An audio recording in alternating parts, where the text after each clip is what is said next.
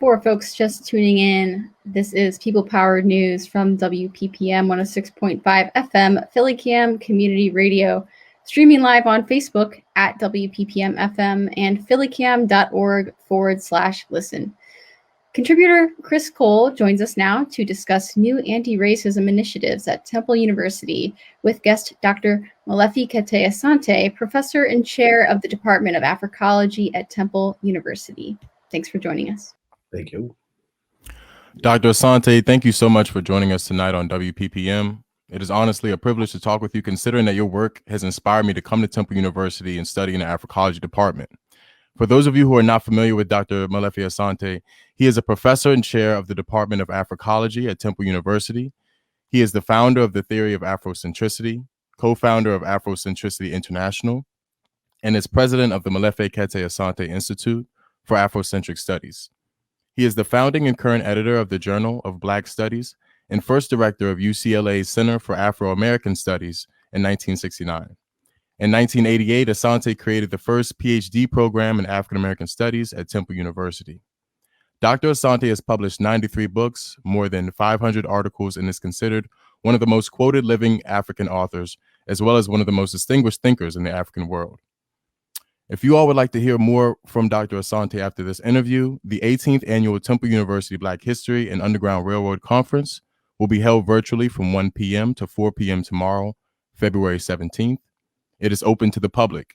You can register on Temple University Calendar of Events website by searching for the Black History Conference and clicking on the Visit Host site link on the page.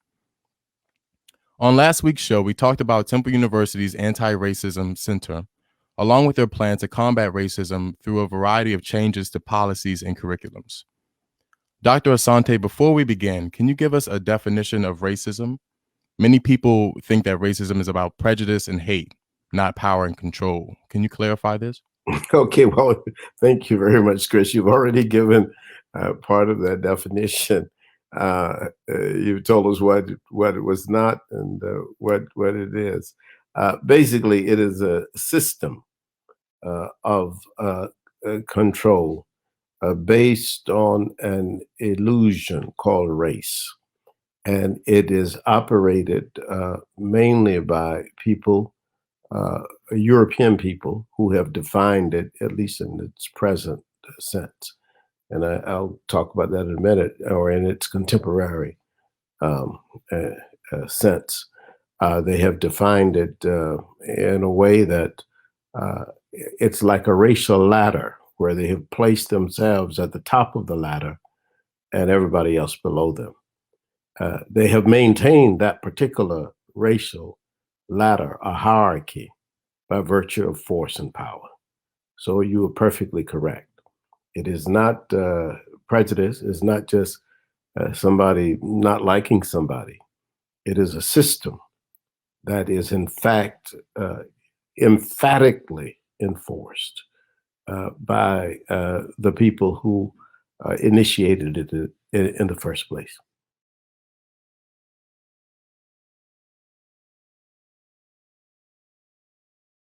I appreciate you for laying that foundation. It's important that we discuss that before we can even begin to understand what it means to be anti-racist, which is my next question to you.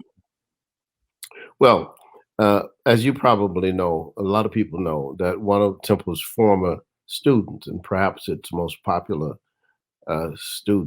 former student, Ibram Kendi, has written the book, How to Be an Anti-Racist.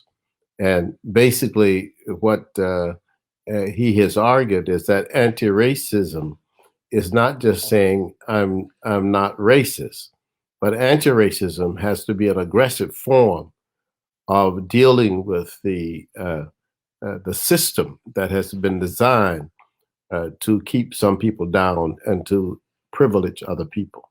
So that's basically the notion of anti-racism. I mean, this is the notion of Black Lives Matter, that the idea that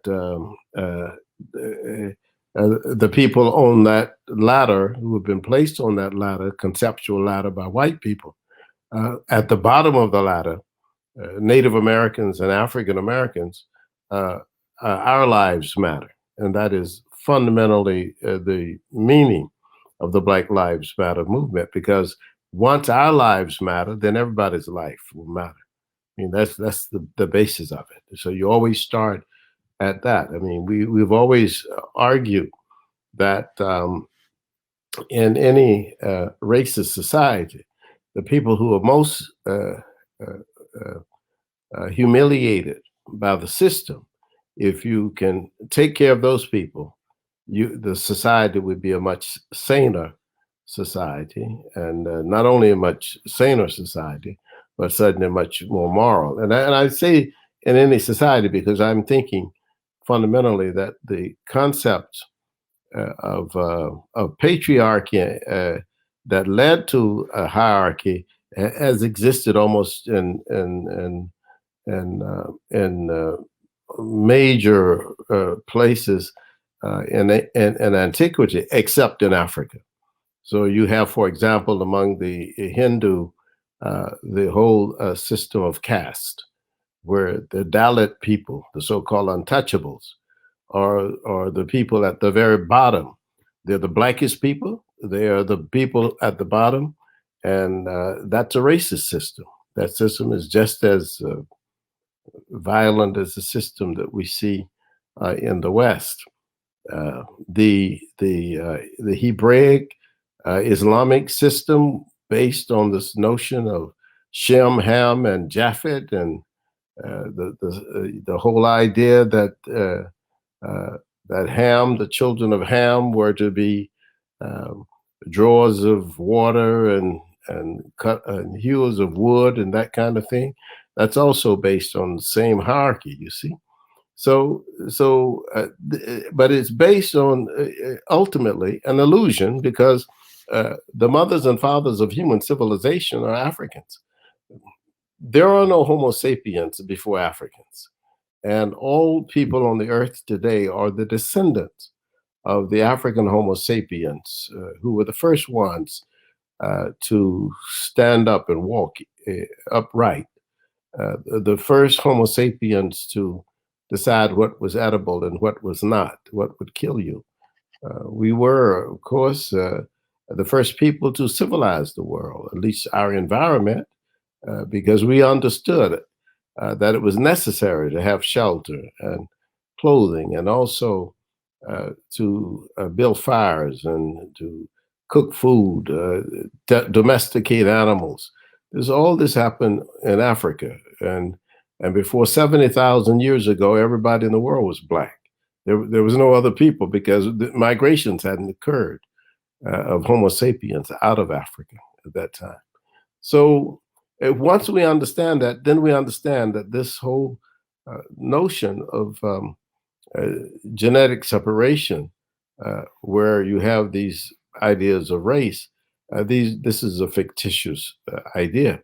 All human beings come from African DNA, and there is no scientist worth her salt or his salt today who would argue anything differently. You see, so race is a constructed idea. When we say it's constructed, that means that someone developed these concepts, but they didn't just develop the concepts of races. What they did, which was the most egregious thing that I think you can say about them, whether you're talking about Blumenbach or Linnaeus or Darwin, Thomas Jefferson, the thing that they did, which was really perhaps the worst that you can possibly think about social scientists and about philosophers or religious people, is that they not only identified differences that they saw in the physical looks, the phenotypes of human beings, they then assigned certain meanings to them. That was their crime. The crime, not so much the fact that they recognized difference. Africans had always recognized difference. We knew that there were tall people and short people. We knew that there were people who spoke different languages than the ones maybe in our own families and communities. Africans knew that there were some people who were lighter than others and some were darker than others, but they didn't assign any meaning to these as to superiority or inferiority. That had to be left, that was left to the white people to do that. And they did that, and you can tell how arrogant it was because they gave themselves the highest position, and not only the highest position, but the best qualities. And of course, they were quite unflattering to Black people. And that shows you that there's something wrong with that. They certainly are no smarter than Black people. They're not more intelligent. They haven't achieved any more than we have achieved in terms of human civilization. So difference, yes, difference exists. Cultural differences exist. People living on islands are different from people who are living on large masses of continent, you see. They have different perspectives. The people who live in the mountains have a different perspective than people who live around swamps. But you don't pin superiority or inferiority on people by virtue of environments or culture or language or complexion or anything like that. That is where you get into the false notion of race.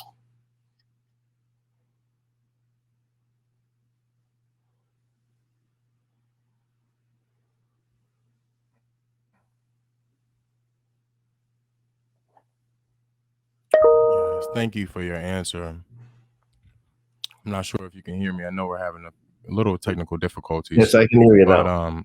I just want to talk said about conditioning and the years of education that we've had to kind of mislead us.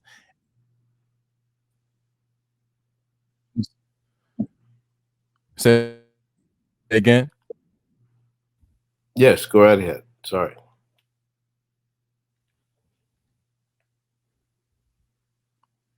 Okay, I think we're having some connection issues. Okay. But I just want to circle back to your comments about conditioning and, you know, in education. I think that it's important that, you know, we understand exactly what Molefi Asante was saying, that you know, these notions that we have about racism and specifically anti-Blackness are, you know, long-lasting effects of conditioning. You know, like he was saying about the descriptors, like a lot of times you have in professional cases where people think that wearing dreadlocks or certain African attire hair is, you know, not professional. And that is rooted in white supremacy and that idea of descripting and describing people in that type of way. You're perfectly said. Well said. In fact, this is the very basis of the idea of police brutality against Black people. It is because of in their mind, the notion of the racial ladder sticks there, and it sticks in the mind of most white people. In fact, some Black people, it sticks in their mind too. That's why we have the curious idea of self-hatred among some Black people, because they also have believed the 500-year propaganda of white people that there is a racial ladder and they're at the top of it. And the darker complexion you are, the lower you are on that particular ladder. But white police, for example, they see a Black person and their perception of the Black person is different from their perception of a white person. And that perception is not based in fact. Tommy Curry has shown this in his book called The Man Not, which is about the falsification of the image of the Black male person in society, and how that this was developed in the 20th century. But the point of the matter is that still the ladder is there, and so if people have been taught that Black people are inferior by virtue of the construction of this ladder that says white people are rational, for example, and Black people are emotional or something like that. That's one of those are the descriptors also that are used. Then, of course, their reaction toward Black people will be different because their perception is that, yes, this person fits the category of what we have been taught and how we have been conditioned by religion, by education, by our scientists and so forth. And so we treat Black people in those negative ways.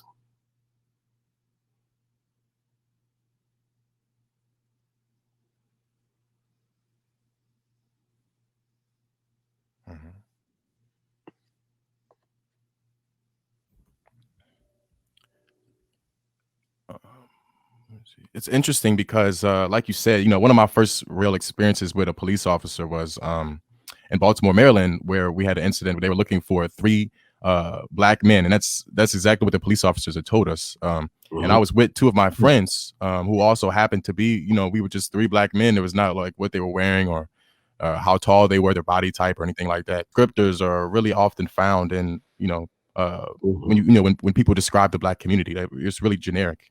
And I think that I just want to ask you in terms of how is the Africology department really plan to like tackle that problem in terms of this anti-racism center, with what Temple University is supposed to be doing to help you all?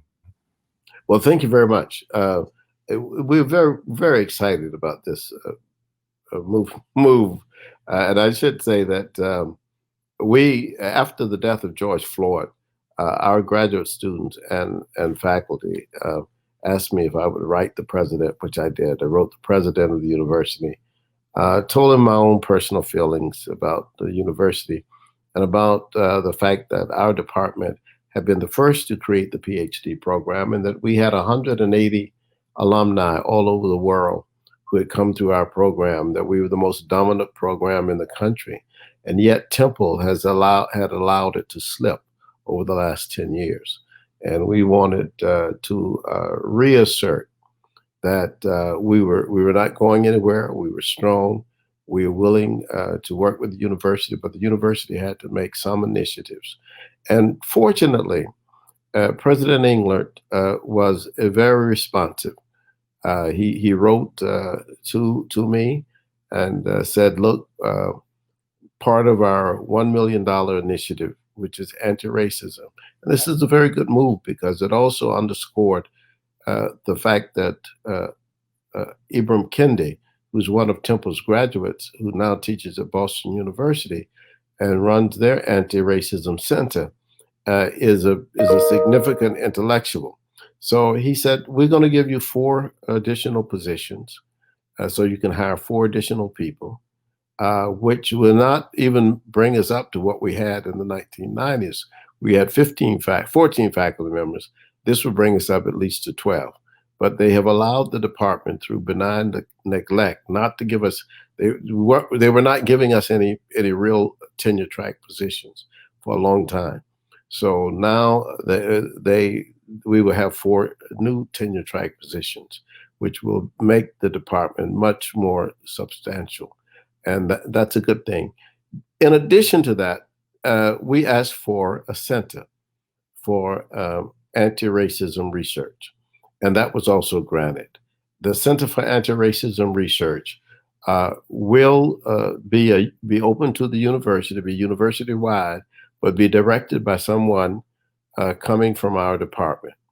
And the person coming from our department who will direct that center will create formations of faculty and students from around campus to deal with different issues, whether it's whiteness, whether it's anti-Blackness, whether it's questions of Native Americans, which is an issue that is often neglected in the university in terms of the treatment of the Native peoples whose land we live on, and issues of marginalization of Black people in the economy, the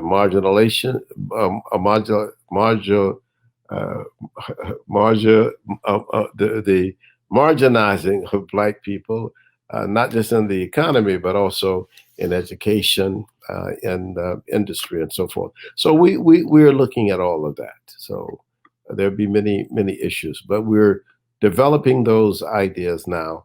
And once we get a director of the institute or center, I think we're calling it the Center for Anti-Racism Research. Once the center has a director, then hopefully that director will help us further develop the ideas around it.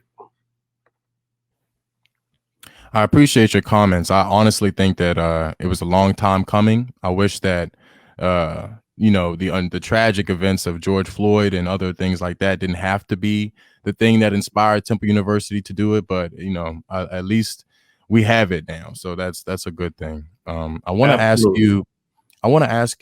Do you mind explaining what the theory of Afrocentricity is, and how we can apply that theory to our lives? Yeah, very, very quickly. Let me just say Afrocentricity is the idea that African people must be viewed as being in the center of our own narrative. We're not on the margins of Europe. We're not on the periphery of any other culture. We are agents, we are actors, we are doers. And even during the time that we were enslaved in this country, we had our own lives and we fought to maintain our own dignity through resistance and various other means of attacking the system itself. So we start from the beginning. We start from the point that if you're going to talk about any phenomenon that has to do with African people, you must allow the African people to be the voice. We must speak our own truths. Nobody can speak for us or should speak for us. We are self-determining, and the intellectual idea, students come from all over the world to study this intellectual idea, Africology. Africology is the Afrocentric study of African people, and it's transcontinental and it's transgenerational. And what we mean by that is that because Black people have been studied for hundreds of years, so that's not an innovation. The innovation is to study African people from the standpoint of African people as being centered in our own narrative, in our own history, in our own world, our own experiences. And when you ask questions, whether those questions are abstract questions like what is beauty, what is the concept of justice, the first thing we do is to interrogate our own history and to interrogate what Africans have said and done. How do we approach these things? Otherwise, we're not trying to imitate any other discipline. We are ourselves a discipline. We are very clearly focused on the idea of the African perspective. Now, within a university, we always are fighting for that because you always have the attempt to impose upon Africology the ideas that come from other departments, and we've largely in the field been responsible for some of that because we've accepted a lot of people who could not find jobs in other in departments where they've got their degrees, whether it's political science or psychology or sociology. They couldn't find jobs, so they became parts of our faculty simply because they taught something about Black people. But just teaching about Black people is not our discipline. Our discipline is to teach from an Afrocentric point of view, where we start with, in a historical sense, for us, everything starts not with Greece and Rome, but it starts with Egypt and Nubia. And those are the classical civilizations of Africa. And if you don't understand the classical civilizations of Africa, you won't be able to understand Yoruba or Zulu or Kikuyu or any other cultures of Africa, or African Americans or African Brazilians. You won't understand our music, our dance, our festivals. You would have no understanding of what you see. So that's why we go to the root. You have to go to the root. And if you do that, then you can understand what happens in Mobile or in Lagos or in Salvador and Brazil. It's all connected. And that is the beauty of what we do. And we have a strong love relationship with our discipline. And the students have that, and the faculty. So we're committed to it. Yeah, I would speak firsthand that the Africology department has made my time at Temple worthwhile. So, Oh, thank you very much for that, Chris. Yeah, for sure. It's the God's honest truth. But Before I let you go, before I wrap things up, I just want to ask you one more quick question. Mhm. A lot of people want to know, like, they've asked me to ask you, what can they do to, like, be more Afrocentric, or to really work on anti-racism within themselves. So after this conversation, what do you think are some tips that you could give people to, when they exit this interview? Well, thank you very much. There are several things I think that people can do, that we all can do. The first thing is, and this is, I mean, certainly a long-term goal, but it has to happen. Uh, we have to abandon the idea of race itself. See, because we all have been talking over the last 20 years about race being a social construction. That's correct. So if it's a social construction that has no meaning, then we've got to abandon it. That's the first thing. So you go out, don't let people talk about it. There's only one race, and that's the human race. And now there are many cultures. This is why we can say African culture, there's European culture. But the interesting thing about culture is that people can be from, uh, have many different looks and be parts of different cultures. So that exists within the world. In the African culture, we have people who are Afro Mexicans, Afro Peruvians, Afro Iraqis, Afro Japanese. We have all these people in the African culture, because the thing is that the culture is what you live in. It's how you live, how you see yourself, how you eat, what you call yourself, how you name your children, all those things. So there are cultures that exist. But in terms of making some uh, foundation fundamentalist notion about uh, uh, different races, that is almost impossible to do. But yet white people have done it, and they did it basically by trying to say that they are pure race. You know what I'm saying? So that that white, if you got an ancestor that's African, and you look white, you're still black. This kind of stupid stuff that they have done, you see, to try to create this notion of the pure race of white people. You can't do that. No group of people can do that. So the first thing I say to people, first of all, do not allow people to talk about a race other than human race, and then promote your culture and love your culture, and see your culture as something that allows you to have agency in the world. I mean, I do a big lecture sometimes on Black scientists, and I'm amazed at how little people know about African American scientists. I mean, the GPS that we locate ourselves on with the satellite is developed by a Black woman. You know what I'm saying? So the camera in our phones is developed by a Black man. So all these things are African developed, but we understand them not in a racial sense. We understand them in a sense of people who practice our culture have these kinds of abilities and traits, and there are people in other cultures who have these same kinds of abilities and traits. You see, so first we got to attack race. We attempted to attack it 20 or 30 years ago when we called it a social construction, but it's an elusive concept, because it changes. And at one time, Mexicans were not considered white, but now they're considered white. If you go to Egypt, people who were born in North Africa are not considered white, when before they were Black. You see, so all these things change by virtue of power relations, and white people make these determinations. So we will be fine. Okay. We'll be fine. So you hang in there. All right. I gotta go. Right. I appreciate it. I appreciate your time so much. Thank you. I appreciate you. Bye-bye.